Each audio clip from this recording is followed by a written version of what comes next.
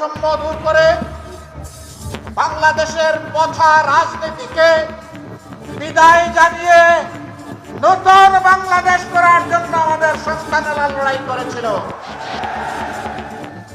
সেই নতুন বাংলাদেশ গড়ার জন্যই সংস্কারের উদ্দেশ্যে গণভোট হয়েছে।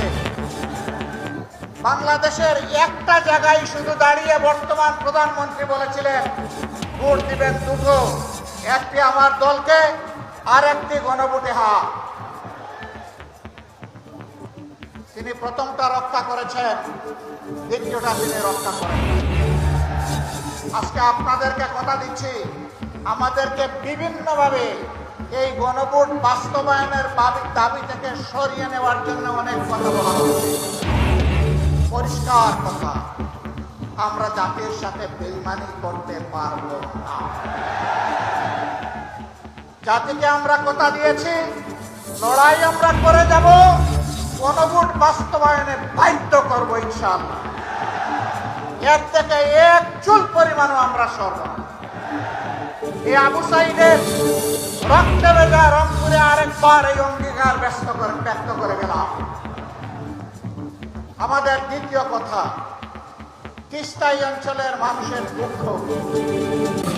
আমরা নির্বাচনের আগে বলেছিলাম, আমরা নির্বাচিত হয়ে সরকার গঠনের সুযোগ পেলে তিস্তার বালুচরে কুদাল মেরে প্রথমেই বাংলাদেশের উন্নয়নের যাত্রা শুরু করব।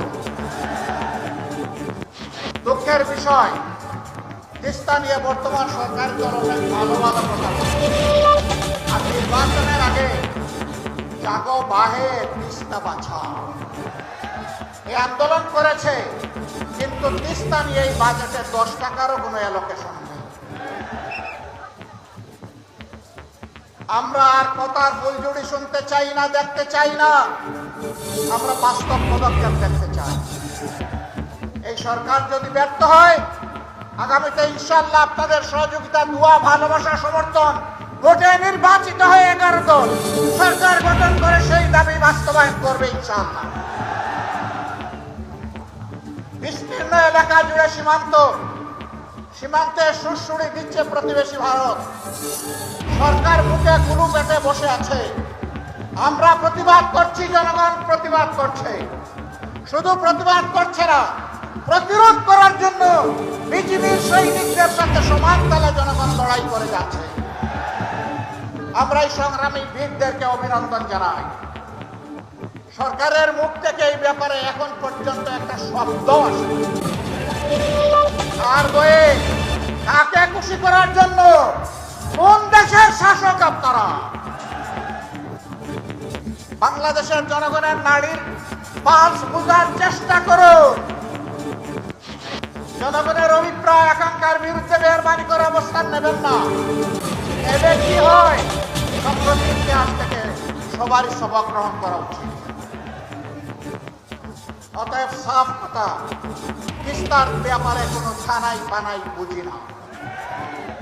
তিস্তা প্রজেক্ট বাস্তবায়ন করতে হবে।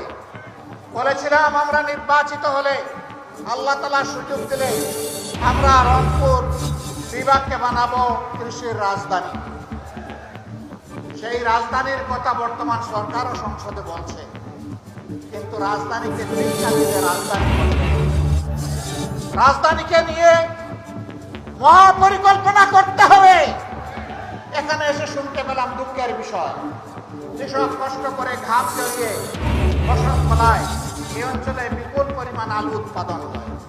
এখন হিমাগারে রাখতে গেলে বস্তা প্রতি 600 টাকা তাদেরকে দিতে হচ্ছে। এটা অন্যায়, এটা জুলুম, এটা বন্ধ করতে হবে এবং ন্যায্য দামেই সেখানে রাখার ব্যবস্থা করতে হবে। শুধু এটি নয়, আরো যত জিনিস এখানে উৎপাদন হয় তার ন্যায্য মূল্য প্রাপ্তি কৃষককে নিশ্চিত করতে হবে।